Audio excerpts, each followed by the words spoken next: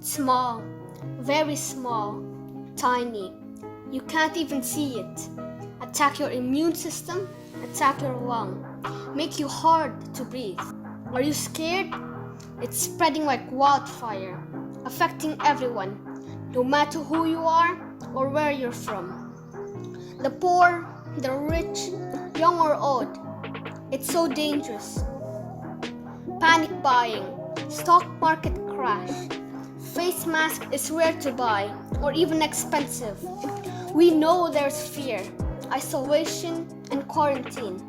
But we know we can stand for it together. There is something that we can do to stop it. Close your mouth when you cough or sneeze. Wash your hand regularly for 20 seconds. Stay at home. Don't go out for unnecessary things. Maintain social distancing and physical distancing.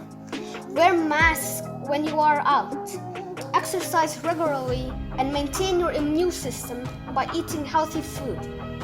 Don't you realize from all this pandemic, there are some changes in positive ways? The sky is more blue and clear.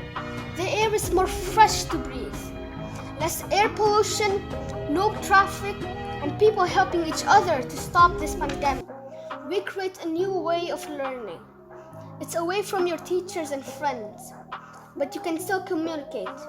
And on the other hand, you are more closer with your family. Bring back all the missing time. Create a greater bond. Isolation doesn't mean loneliness. This is 2020, where technology is beyond imagination.